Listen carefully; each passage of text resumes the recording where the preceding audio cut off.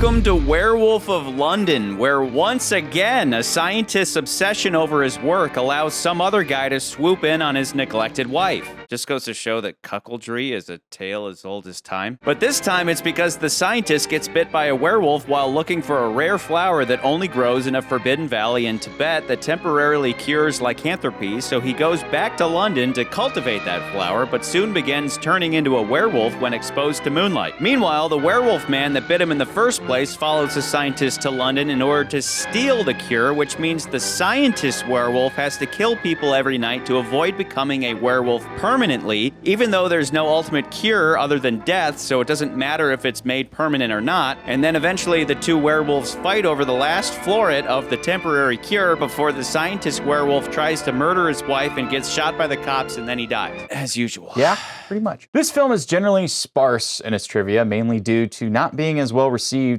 as the previous films that we've already watched. This film is considered the first werewolf film and predates an even more famous film that we are going to be talking about in the coming weeks. I would like to point out that in the more famous werewolf films DVD featurette, you're just gonna do that, just hold it. Like in the opening of the movie when he was like this. I would like to point out that in that more famous werewolf films DVD featurette, they go out of their way to say that the writer of that film came up with the lore, but this film, written by John Colton, seems to have created some of those myths prior, i.e. werewolves binding werewolves creates new werewolves, the full moon, and a special flower that can stop the lycanthropy. You can also make the argument that most of the lore is sort of pulled from the Book of Dracula, seeing that this film is not based on any novel. Yeah, because Dracula turned into one of the forms he can take is a wolf. He turns into fog. He can turn into a bat. He turns into some kind of creature. It is hinted at that he turns into some kind of hound type beast. So yeah, he turns into a wolf. But he always goes back to the form of a rapist. That's not funny. This film uses Vasquez rock for the opening in Tibet. You may recognize that from the Arena episode of Star Trek, and it's also been used in different sci-fi movies and shows. Originally, this film was intended to be Boris Karloff and Bela Lugosi vehicle, with Karloff playing Dr. Wilford Glendon and Lugosi playing Dr. Yogami. Yogami, and then they read the script and they said, we want nothing to do with this piece of shit. Due to this film being made at the same time as Bride of Frankenstein, the parts had been recast. Henry Hall was cast as the werewolf, Dr. Wilford Glendon. Hall did have a role in one Alfred Hitchcock film, Lifeboat, which is fairly well known. Dr. Yogami, on the other hand, is played by Warner Oland, who is more famously known as the Asian detective character Charlie Chan. I believe he did like 16, 19 some odd films. I think it is also notable that he is a professor from the University of Carpathia. Dr. Yogami. The University of Carpathia. Which it is kind of a hint to Transylvania. So had Lugosi played the part, it would have been kind of like a wink, wink, nudge, nudge. This guy could have been easily Dracula. The only returning Universal Monster actor in this film is Valerie Hobson. And once again, like we said the last time, this film is filmed the same time they filmed Bride of Frankenstein. So she was like 17 or 18 at the time they filmed her in this movie. So I can't say she's smoking hot babe. I can say, though, that she's a beautiful young lady. But then when she turned 18... Smoking hot babe! No, she's worthy of all these men pursuing her. She has the appearance of an angel, like you pointed out in Bride. And when we had the last film, yeah. Yeah. And then finally but she's a fucking whore in both of them, because she's just like... I'll be whoever I want to be with. I'm gonna go ride. We're gonna go riding horses. No, you're riding a different animal. Starts with a C and ends with a K. You sound a little angry about this, Charlie. I'm just getting upset with all this cuckoldry from the back of the day. We gotta end the cuckademic. Every one of these fucking movies is about cucking. I don't get it. It's like the 1920s. It's like after the roaring 20s into the Great Depression. It was like all these guys are getting cucked or something. It's like what we're going through now. Everybody's in this depression and now everybody's getting cucked. People have been getting cucked forever. 100 years ago, they were cucking as hard as they are today. Anyway, she's not the only one, though. Harry Stubbs returns to play a cop again. I took off as fast as anybody could that was suffering from broken arches. Finally, Jack Pierce, the influential makeup artist responsible for the Frankenstein monster and the Mummy, returns to do the makeup for the werewolf. Originally, he had makeup that was much more elaborate. Hall didn't want to do the extensive makeup. There are conflicting stories behind the reasoning. Either it was vanity, so he didn't want his face covered up, or I think the more plausible reason is that Hull was like, yeah, in the script it literally says somebody recognizes me, so I should be recognized. Eventually, the argument kind of went up all the way up to Carl Laemmle Jr., and Laemmle decided, oh, no, we're going to go with Hull. And, Pierce, being the curmudgeon makeup artist, was like, oh, okay. So, of course, that's why the makeup in this movie is not as pronounced, I guess, as what I think people think of werewolves later down the line. But we'll get into that later. Not knowing anything about the Wolfman to come, other than this image, I think it's pretty good. Probably the better parts of the movie are the transformations, and there are times where his hands look kind of goofy and all that. But I thought it was okay. I didn't see any problem with his appearance or anything. So, but I guess it'll only improve from here. I think mainly the thing is just the makeup is a little light as far as what I think Jack Pierce wanted to do. So it's just not as, it's just very like a little bit of the hair's changed, and it's not like a full blown suit or anything. And I can kind of see where maybe Pierce wanted to do something more extravagant, but obviously in this film, there's that line where he's like, So you've seen this monster before? Yes, there was something grotesquely familiar about it. Then it suddenly struck me.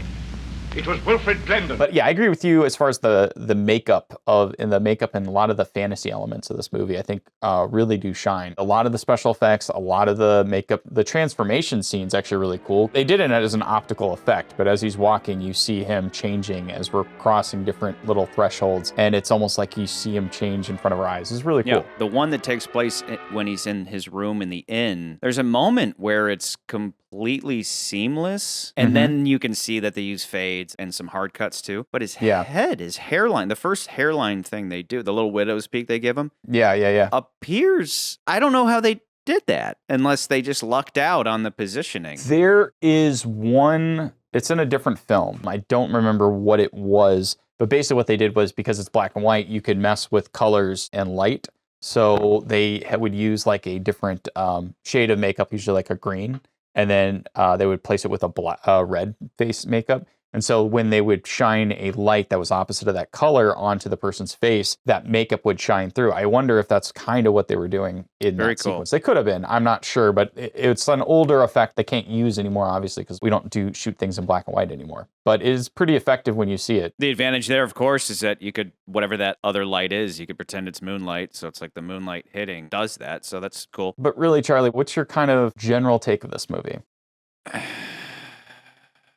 Because I'm honest, this is one that I've never seen before. So going into this one as well for me was like, I don't know what to think about this movie. So I was very kind of, it was interesting. I kind of hate this movie. I don't think this is the worst one, because I think there was kind of an attempt made. We'll talk about how this is very reminiscent of The Invisible Man, story-wise. But this movie reeks of one draftism. We wrote one draft of a screenplay and we didn't clean it up. My sweet spot, I can't get away from the thought that this is just above The Mummy, but below Dracula, because Dracula doesn't have the same story faults, whereas I get this sense of laziness from this movie. I don't think it's as dry, obligatory Mummy dry joke as The Mummy. Again, The Mummy is Yulte. That's a word now. Yulte is a word now. Yulte it's a movie that nobody cared about, and it's underwhelming. And every time somebody looks at one of our lists, they go, why is this on the bottom? And you go, something's got to be on the bottom. It doesn't mean we hate it, but it's Yulte. It's just like, sorry,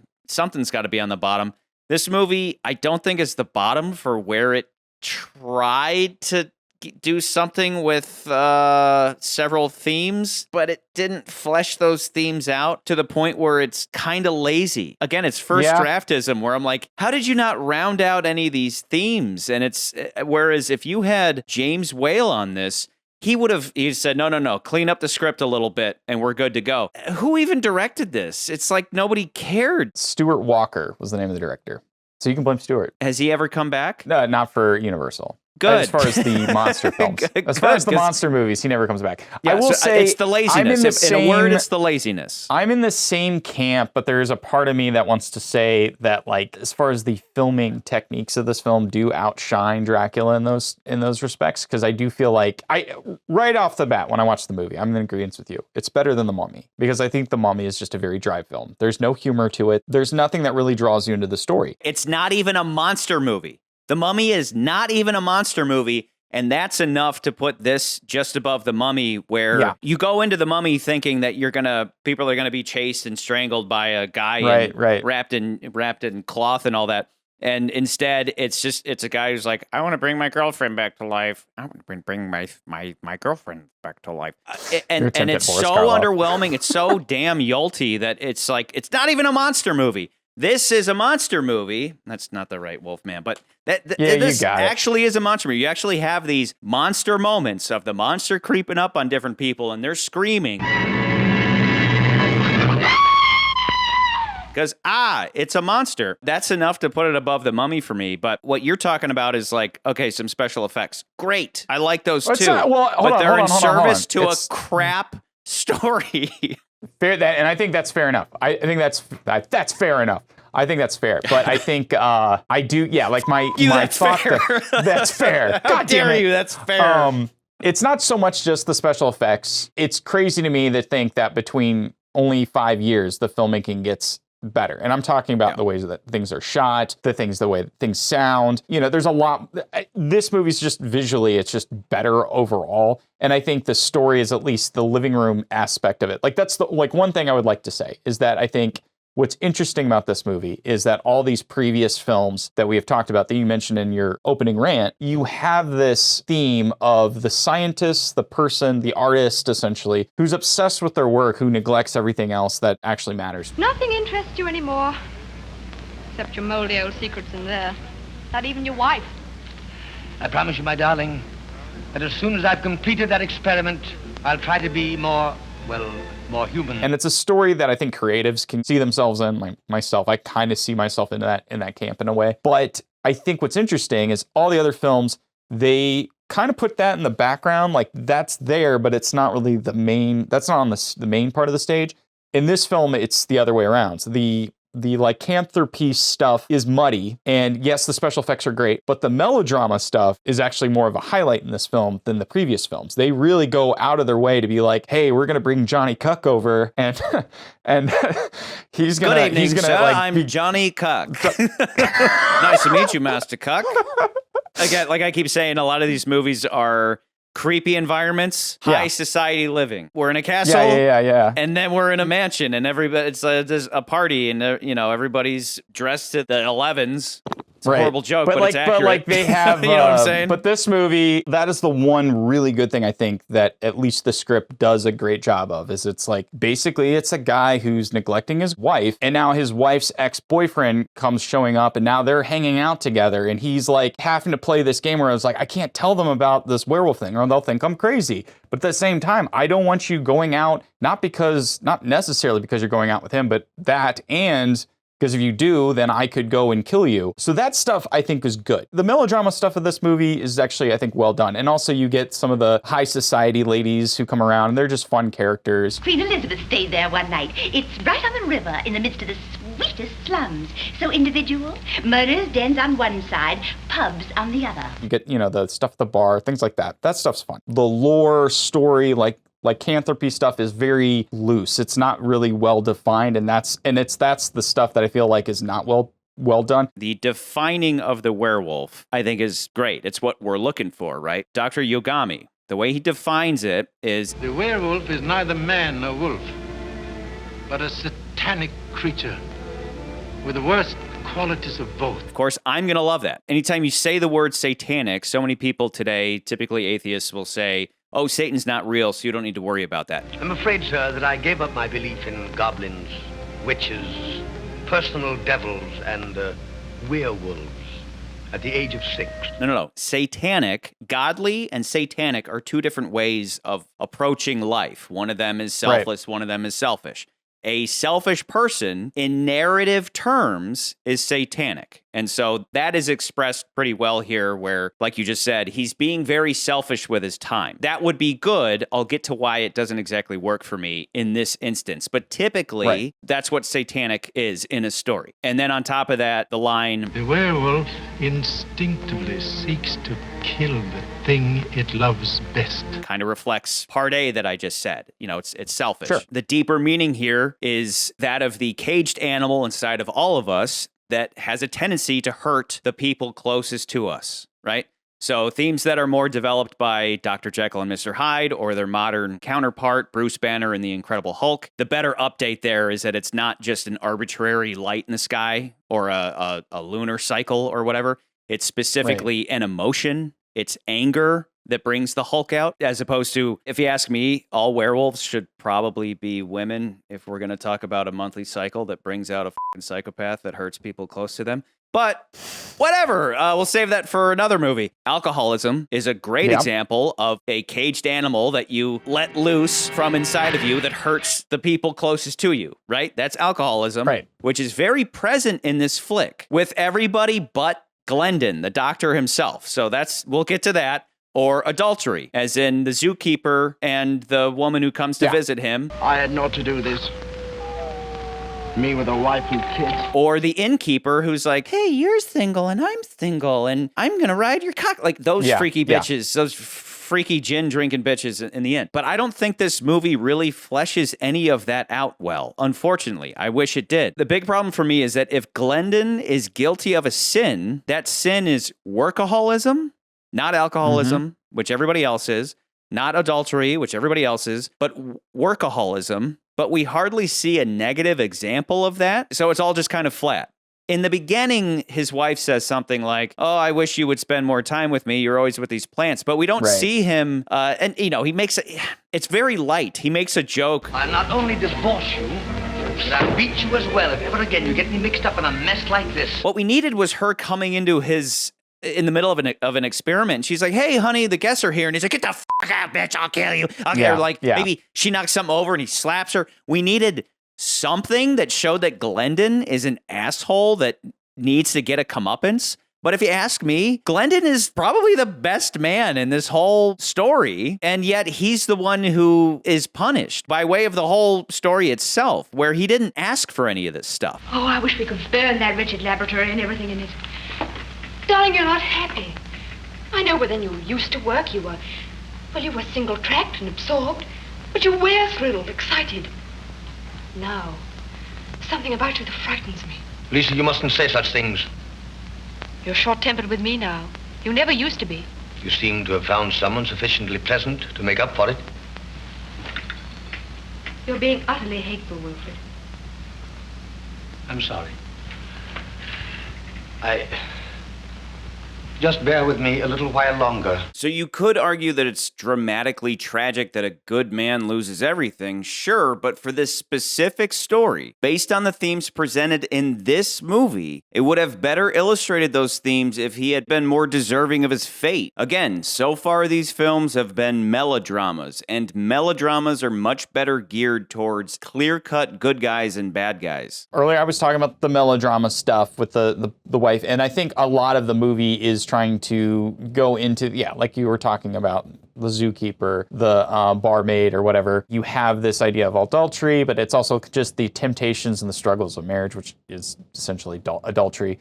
And then, of course, the alcoholism thing. But I also go, it could be alcoholism, could be drug addiction. You could swap those things out in this movie, considering that, he's grabbing the flower and almost injecting himself, almost like saying, I have the drug, so I'm not gonna, because I've got the hit that I need, I'm not gonna be the crackhead who's going out at night trying to get more drugs. But you could also say he's diabetic and he needs insulin. Sure. But like you said, if he's already a good person, you don't have that dynamic there.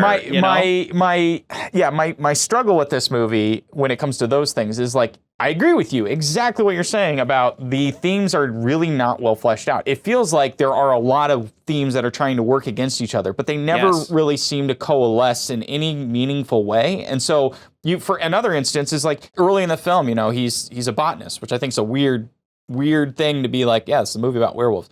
But why is he a botanist? Yes. Even though we know the flower becomes a huge plot detail. First draft. But early in the movie, there's this woman who's this high society lady who's friends with him. I don't know her actual relationship, but she's just basically Mrs. Exposition. She's just kind of connecting the dots, essentially. And she sees a fly in a Venus flytrap, and she's like, oh my gosh. And I just feel in a whales movie, that would have way more meaning and significance. But in this movie, it just really doesn't land. You're just kind of I don't understand. Yogami says at one point, it makes one wonder just where the plant world leaves off and the animal world begins. This isn't Little Shop of Horrors or whatever. Exactly. If this is was a werewolf movie. If he wasn't a werewolf, and say he was a plant monster, I would be like, okay, that seems to work better. That's a little bit cleaner, right? But for this, it's like, that doesn't make any, like, that's really just, it just doesn't ebb and flow as much as I'd like it to. And then, like I said, I like the melodrama aspects of it because it does feel like whoever's the director of this movie and the writer, that was probably their strong suit. That's what that feels like. It feels like they're better at writing melodramas and these drama films where, it's ladies and parties and high society men. A wild pair we were, weren't we? High-headed, hard at the bit, quick with the heels. How we used to fight, remember? Yes. Where's all that lovely fight gone? There's been no fight in me since the night we broke things up. Basically, people who read, what's that book that my wife likes, Jane Austen book. What's with the... Sense and Sensibility, Pride and Prejudice? No, Pride and Prejudice. It reads like it's a Pride and Prejudice type story in that regards. Leah, I love you so much. Always have. Always will. Don't say that, Paul. You promised you wouldn't. We've been through it all before. It's no use. But again, it's not clean. And then when you get the supernatural stuff in there, you're like, this is really messy. Yeah. What are you going for? And so again, first draftism. So let me muddy it even further. So rewinding all the way to the beginning, when they first meet the only white man we've seen in 3 months or whatever. You're both English, are you not? Yes, Father. You're the first white man we've seen in 3 months. You two are the first I've seen in 40 years. They meet this guy in Tibet, and he states what would be a great theme based off everything I've said started from Dracula. This is almost a callback to Dracula. But I respect some of the superstitions of others. Often they are founded in fact. The superstition of yesterday can become the scientific reality of today. We talked about that in Dracula, where it's like, hey, don't take these things lightly because they came from something. And so that's where, I love that line from Dracula saying, the strength of the vampire is that people will not believe in him. Which is what I keep saying about the devil. People who don't believe in the devil, it's like, don't you understand that the devil is a spirit? It doesn't have to be a physical manifestation, or it doesn't have to be anything real at all. But the devil exists in your mind because you have that devil in you and you have that God in you. You have that Bride of Frankenstein style angel and devil on your shoulder. And when you abide, if you don't believe in the devil, it's the spirit that tricks you into doing bad things that you thought were good at the time. It may be that I'm intended to know the secret of life. It may be part of the divine plan. No. It's the devil that prompts you. It doesn't have to be a real person. It's a spirit that has an effect on you. And there's a devil spirit and a God spirit in every story ever told, and they're represented by different characters. A lot more to come on that as well with this whole series. But the superstition here is, in fact, based in fact. Lunatics are a very real thing. People who go slightly crazy during a full moon. Go talk to any nurse or cop. They'll tell you full moons tend to suck. Red Grant, to jump back into the previous series for a bit, Red Grant from Russia with Love was a lunatic. He has a wild backstory that they left out of that film, where he's a lunatic. Like every full moon, he has to go out and kill people. So this is a real thing that then gets embellished into this intriguing story about a man who turns into a monster to go kill people. But here we don't see the doctor commit any sins. Again, he's a workaholic, but like men need to work. We don't see him being like, get the f*** out, bitch. He doesn't go Claude Rains on her. It was like, I told you not to come into this office. You just want to do that voice. I told you I was doing an experiment, bitch. I told you not to disturb me. I told you I'd slap your mouth. We don't see that. We don't see him trying to play God like Frankenstein or seeking out some get-rich-quick invisibility serum like Claude Rains. We just see him studying nature, just doing his botanist thing and making a living doing it and being a generally nice guy. He sets out to find a rare flower, seemingly for selfish purposes. We don't really know why. He's a botanist looking for a rare flower. Most of the time that's to find cures for diseases. Oh, turns out this does cure a horrible disease. But the flower cure is also where the werewolves are. Kind of weird, but whatever. Maybe if he had gone to Tibet looking for riches or to exploit the natives or something, and then he got bit, there wasn't some deeper sin that led to him getting bit. He mostly seems like a very decent fellow. I have a little bit of a retort there. Go ahead. I think him being a decent fellow is okay. Here's again, this is why the movie's messy. In another Wolfman movie or another werewolf movie, the character is a generally nice guy and is an everyman. And then, of course, this curse falls upon him. And now he becomes this werewolf. And now he is murdering people. And of course, if you're a nice person and you are out and about murdering people, not because you want to murder people, but because this thing is making you murder people, I think you'd be suffering, right? You would be doing a lot of things that you didn't want to do originally. And I think that's fine in this movie. However, the problem being that they are very obvious, and I guess we'll go through this in a little bit, but they're very obviously emulating the Invisible Man as far as the plot beats of that story. As far as he's a rich scientist, he has this thing that happens to him and he's trying to undo it. And so it's almost like they wrote that first and then they started to change it because then they realized they couldn't do that because that wouldn't make sense for what the story they're trying probably to tell. And so you get this really weird mishmash with what you're describing as like, well, he doesn't do anything bad. But I'm like, I think that's the point, that he's not doing anything bad, but I don't think it works because it is kind of unfocused as whether, is he actually in control of what he's doing? Because it does feel like he is, specifically because he's putting on a hat and coat when he goes out to do these murders, which I thought was a really bizarre choice. He looks like Jack the Ripper or something.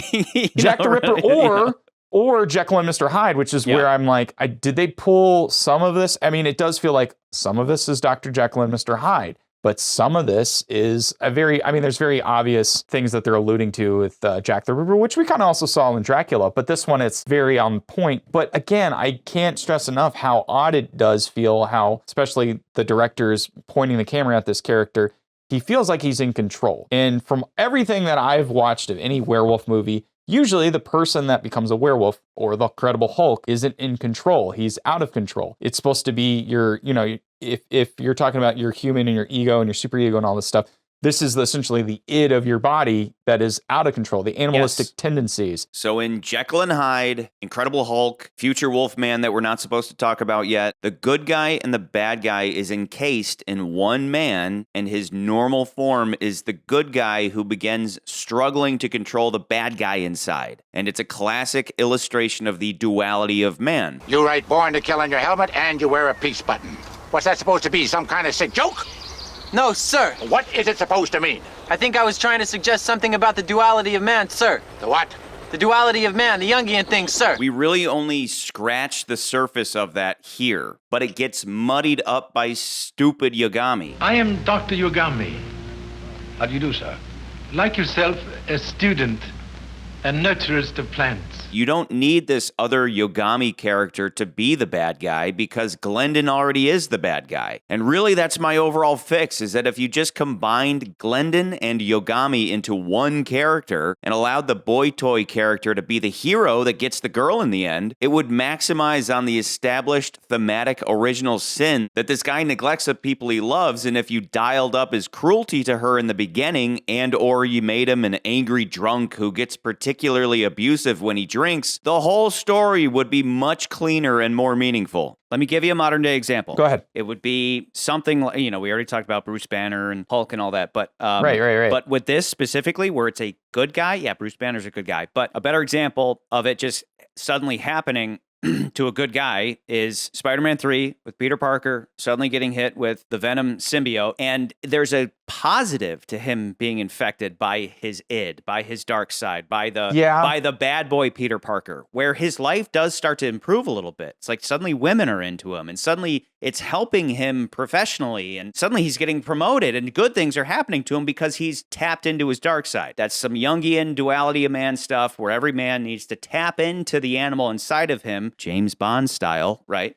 James Bond can tap into the animal when he needs to kick some ass, to bang a chick, and then the animal turns back into a human when it's time to drink champagne and eat caviar and all that. When it comes to Peter, though, eventually it's taken too far. So where that could have occurred here is that you have this good man who suddenly just did the worst thing you can do, which is just murder an innocent woman in the street. And he doesn't then go, oh, maybe I should turn myself in. And, hey, lock me up. lock me up. I'm going to kill somebody tonight. I might kill my wife. Lock me up. And then they're like, my God, this guy's crazy. He thinks he has what today we call lycanthropy, which is where people believe that they are a vampire when really they're not. In folklore, it means you turn into a werewolf. I said vampire. In folklore, it means you turn into a werewolf. In science, it's a psychological disorder now. A psychologist would say this person suffers from lycanthropy. They think they turn into a werewolf. Yeah. So he doesn't do any of that. He just keeps trying to handle it himself, and it's like I guess that's what I mean. It's like he does lock himself up. Like it'd be one thing if the story took the direction of life got a little better because he was tapping into the inner animal, but then he took it too far. But no, immediately he turns into a werewolf, and immediately he goes around killing people, and then he doesn't really do anything about it. And then the flip side of that is Yogami, who I don't know why the guy is in this movie. Yogami is the poison pill of this movie. If you got rid of him and focused everything on Glendon and his wife and the melodrama you're talking about, this movie might have been good. But Yogami is a f***ing enigma to me. I understand you to say that we met in Tibet. Yes. And unless I'm mistaken, we were both on a similar mission. Yes? Would it be intrusive if I should ask you if you were successful? In what? In obtaining a specimen of the Mariphasa lumina lupina. The guy is the reason why everything happened in the first place, right? He is the source. He's the werewolf that bit Glendon. He then shows up in London to tell Glendon what werewolves are. This flower is an antidote for what? Werewolfery. Lycanthropy is the medical term for the affliction I speak of. And he basically just wants to get his hands on Glendon's flowers because he lost his own. My specimens died on a journey back. And then later ends up being like this flower temporarily cures you. Like you use it for one night and you won't have to kill anybody. I thought you said the Mariphasa was a cure. No. An antidote.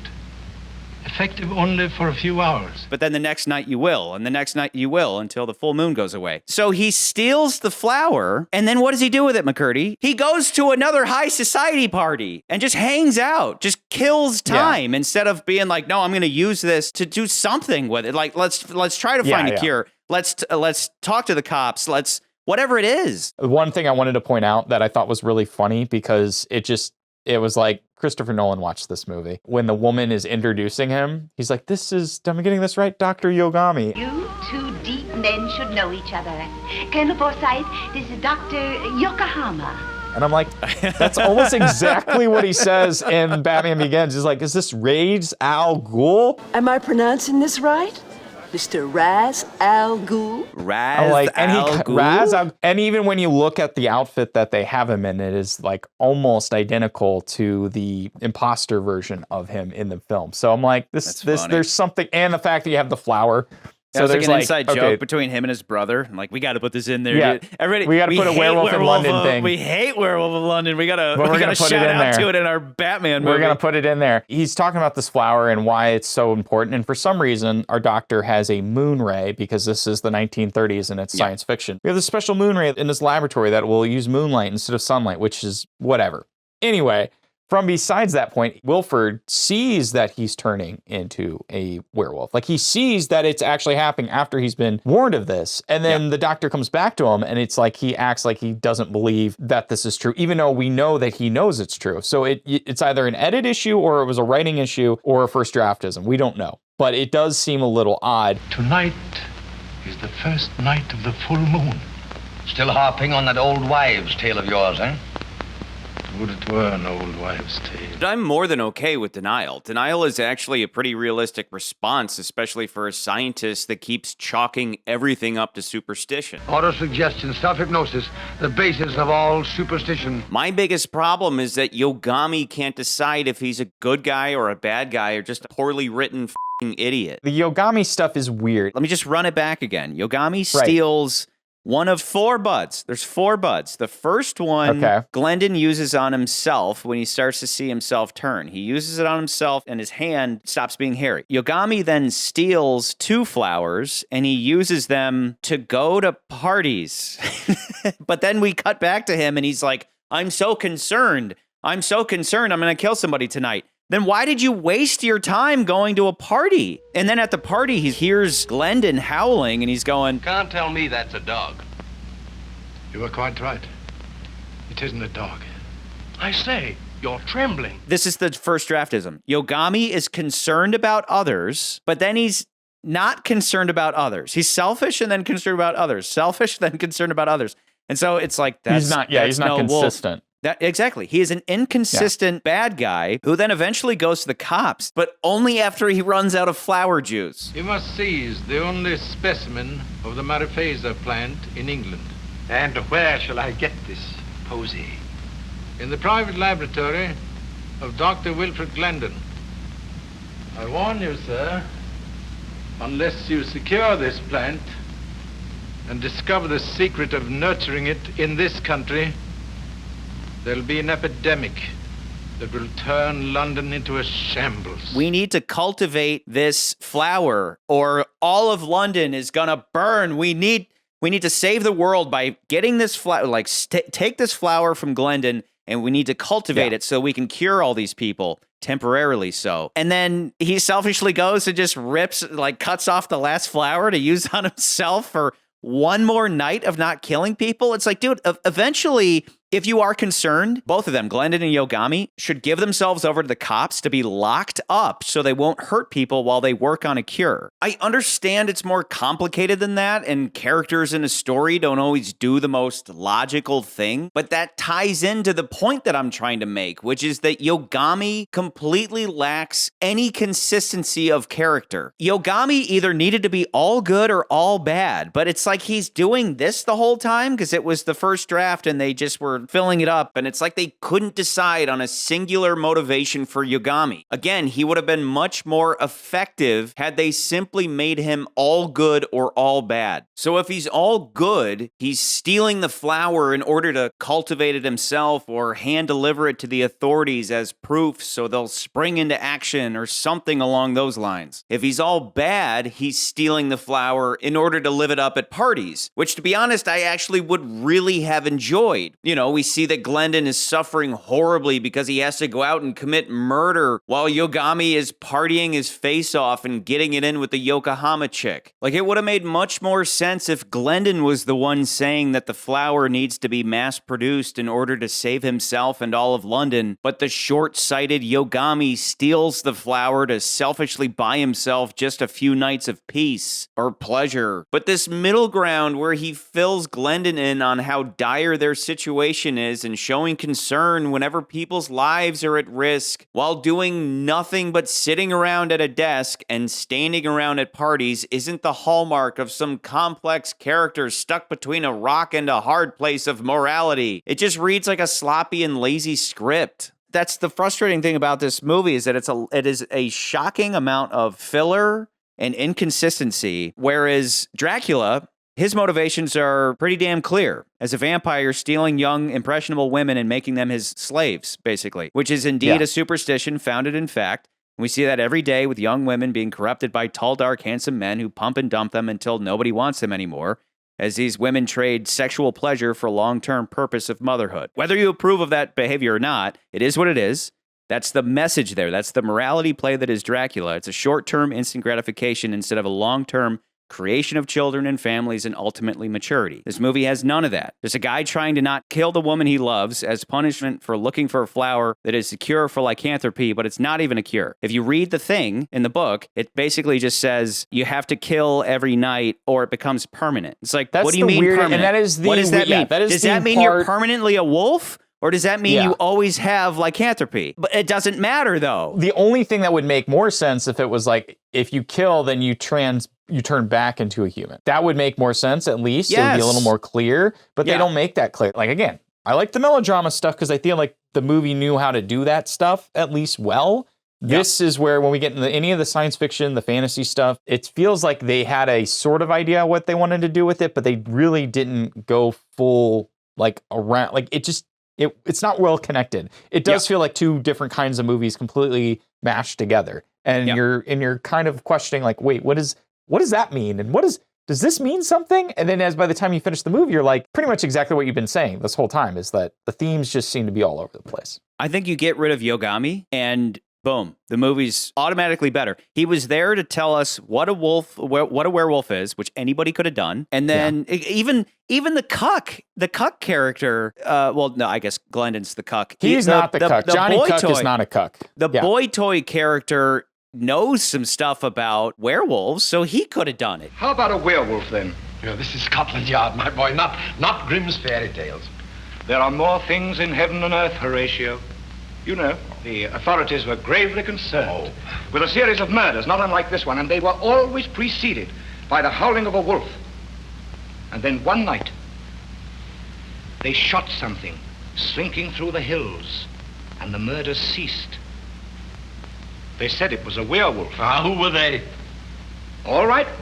He could have been the guy who showed up and is, thematically, it could be like, your husband is always neglecting you and he beats you when you walk in on his experiments. You should come to America with me. And she's like, no, I love him and I made a commitment to him. But then over time, her husband starts to become more and more of a monster because now he's, he was always a monster, but now the werewolfery has physically turned him into a monster that is trying to kill her. And so the bastard trying to steal his wife actually does kind of become a bit heroic. What I'm saying is he already knew about werewolfery. We didn't need Yogami to come in and tell us what a werewolf is and then pretend to be selfless and that he's like, we need to find a cure for this, but I'm going to keep stealing the only cure there is instead of going back to Tibet and looking for it myself. Hell, he should have joined forces with Glendon. They're both scientists, so join forces to come up with the cure, but instead he just keeps stealing it, injecting himself, and then going to parties and at those parties pretending that he cares about the people out there in London, to the point that he goes to see the cops to say, hey, all of London's going to burn unless you get this flower. But then he immediately goes and takes the flower and uses it. Yogami, you brought this on me that night in Tibet. Sorry, I can't share this with you. This is what I mean. This movie kind of sucks.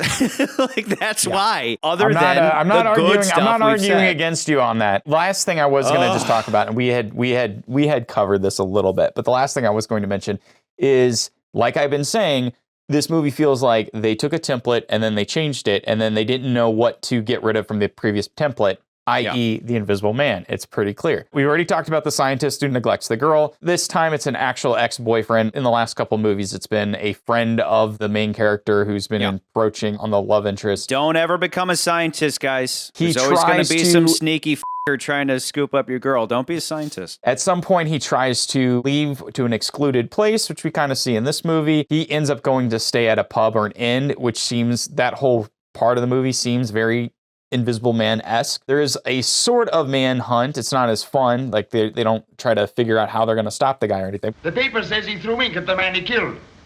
Well, you get your own back and squirt ink about with a hose pipe to hit him.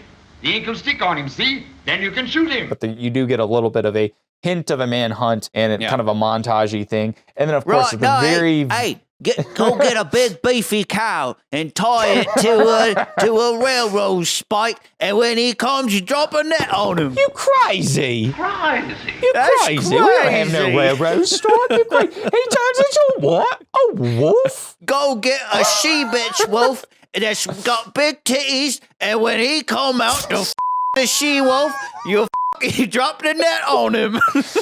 You're, no. And then, of course, the very end of the movie.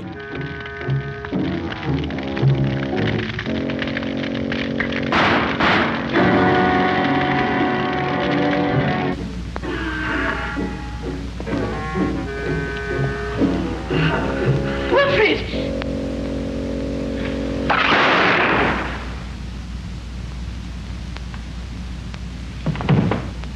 The very end of the movie, just like the Invisible Man, he turns back. However, in this one, he's like, Thanks for the bullet. Thank you for the bullet, which is Yeah, thank you for the Again, bullet. I have to say, that is the most frustrating thing about watching this movie. And I have to reiterate, you're complaining about Dr. Yogami. I'm complaining about the fact that this guy is in complete control of himself being a werewolf. He like looks in the mirror and he's like, I'm a werewolf. Okay, I guess I got to go kill somebody. And he just goes and he just does it. But there's nothing. There's no like it was the worst decision. I think the worst decision acting wise for this movie is to be like, let's have him grab his hat and coat as he leaves.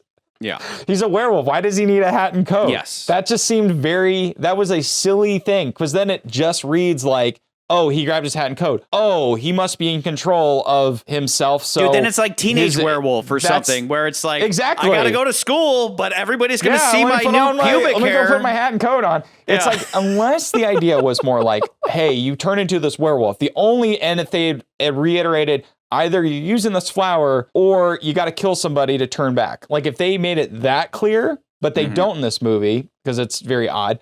If they had made it that clear, then I could maybe buy that he doesn't have control over himself, because then he's like, I'm a werewolf again. How do I undo this? Oh, I guess I have to go kill somebody, maybe. But then again, it just looks, the whole him running around as werewolf human man is just kind of stupid. It just looks silly to me. To your point, it's the exact same story as The Invisible Man, but less clever, probably because you don't have James Whale, and lots of filler. Whereas the stuff that we really appreciated that was that balance in tone of serious business and fun stuff in The Invisible Man had a lot to do with the innkeeper and all the guys in the bar and all that. They try to do that here, and it looks like they ripped off of it. Yeah. And all of it just comes across as filler. Even if it's, I think it's hilarious. Drunk, crazy British lady, you like one, we'll give you two, And their weird thing where they hardly touch each other and they pass out is funny, but it feels out of place here. It felt completely plugged into The Invisible Man to have all the wacky bar people, because the story was just getting going.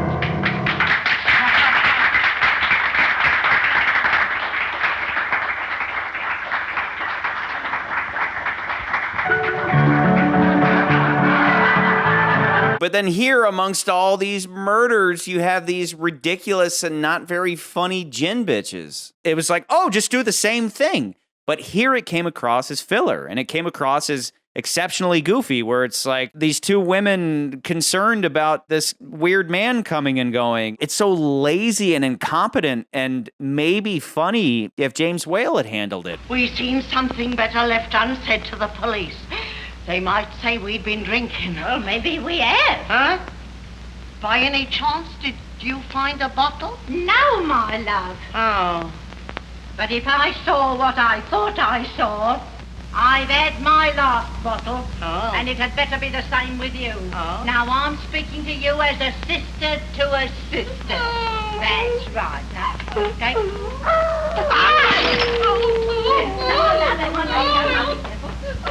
First draftism. It hurts to watch it's like, it. let's put it in the movie for funsies. And you're like, what's the point to this? No, it's we have to put it in because people thought it was really funny in the other movie that did really well. And if we do it again, it'll be just as good. But it just goes to show that you change out a little detail like the treatment of a director, and it might not work as well as it did before, Yeah. You can't just copy and paste. I think I hate this movie enough that and don't get me wrong, the good stuff we've talked about is good. Where it's lazy is where that makes me want to hate it. I could put this below The Mummy, but I won't. The good things put it above The Mummy, but all the same, The Mummy at least had something interesting going on with his motivation to get his babe back, even though it's dry, and his backstory in general. But again, The Mummy is hardly a monster movie. So overall, this is just obnoxiously simple for a story about a man who turns into a werewolf and has stupid, embarrassing things like trying to be the Invisible Man with none of the gravitas. I would say unnecessarily complicated and very not really in touch with what it's trying to do. Like it's just all over the place on all fronts. It has no idea what it's doing. Yeah, it's trying to. You can see it. You can see as you're watching the movie. Especially you going from Bride to this. Not that this is the Marvel Cinematic Universe or anything, and we're checking it in that way if you lived at that time period. But to go from Bride and then watch this, you're like, Bride really put a lot of thought in everything. This is where is the ship going? It's almost going everywhere, This was just a work for hire director who's just like, I don't know, say the words on the page. It worked in Invisible Man. Just say the words. Hey, ladies, just hit each other awkwardly and pass out in your soup, your tripe. Yeah. That's my dearest friend. I'm in agreement with you. I don't think this is like, there is a part of me that came in here and be like, it kind of is better than Dracula as far as the things you see on screen are much better done. That's not even a phrase. The stuff on screen is better, but when it comes to like the story and how the events unfold and the characters, it just doesn't match up to Dracula in any fashion. And so I'm like, yeah, I'm in agreement. I would put this below Dracula. But I mean, I could almost see there being an argument that The Mummy is a better movie because it doesn't have any of these weird. It just doesn't feel like a typical monster movie, but at least that movie's a little more consistent. So there's that. Yeah. But I did find this a little more entertaining than The Mummy, so I could say I kind of liked it a little bit more than The Mummy, but I am so very comfortable with, sorry, this is like a Dr. No argument. It's like Dr. No's perfect simplicity, Dracula's perfect simplicity, where it is rudimentary, but it was so easily surpassed by things like Frankenstein, Invisible Man, Bride of Frankenstein. Yeah. But here it's like throw all the themes out and hope that it resonates with people. And if you scrutinize it, you're going, this is lazy. This movie is lazy. The effects you're talking about, the filmmaking is on point so far as just a few years later. You have your cool transformation, and Tibet is cool, and then going back to London, and we have our science lab. We even have a little creepy castle moment in there, kind of. It's still a monster movie. You have your monster stuff of him stalking women. Cool. But Dracula is masterful next to this embarrassing piece of yeah. And then The Mummy's not a monster movie. It's just not. It's not a monster movie. So that's where I'm at. I'm very comfortable with below Dracula, above Mummy. I'm there with you. Okay. Let's toast to it. Let's toast to it. Who do you want to toast to? I think the werewolf himself. Not Yogami. Yogami I'll dump this out. To you, Yogami. Dumps out on floor. Glendon, the guy who played Glendon. I was going to say the Jen sisters. Yes. It's almost such an FU to this movie. It's just like... I agree. Because here's my reason why I won't give it to Hulk. This is why I would not give it to him. It's because I feel like the interpretation that he's giving for this character just doesn't really work for the movie. It's so... I feel like his performance is kind of dry. Like, he's doing a decent job of being the aristocrat. But then when it comes to being like the aristocrat who's having to balance this, like, oh, I have to kill people... You don't really read that at all. And then it just doesn't, it just feels like it never works. The things that I thought were great, I mean, I would even give it to Valerie Hobson because she's such a bitch in this movie, but she's also hot. so I don't know. But yeah. Careful, the she's sisters, 17 and a half years old. Even though she's 1935. Yeah, dude, let's give it to her, man. Is this the only other movie she's in? Let's toast to her then. This is her last of the Universal monster films. Yeah, and then she started doing pornography. As soon as she became of age, she got out of these stupid Universal monster movies and started Damn it, Charlie. making pornography. Damn it, Charlie. I can't take you anywhere. Can you believe that? You're just Fascinating you are the trivia. You are my Dr. Yogami, okay? You are just dragging me down into filth. I'm sick of getting cucked. I hate getting cucked all the time. By these 17-and-a-half-year-olds. Okay. All right, I say this goes to Valerie. To Valerie Hobson, you angel you, and you little skank. Running around with your boyfriend who just comes on you hard. Yeah, he looks like he's 45 His ex-boyfriend. and she's 17 and a half. I wish he was in more of these, but this movie sucks my balls. So to the best part of it, I mean, again, I kind of like the lead actor, but this movie's not doing favors for anybody. So goodbye, Valerie. It was great hanging out with you for a couple movies. Cheers to you. See you when you're 18. I keep making that joke because she's dead, okay? She's dead in real life.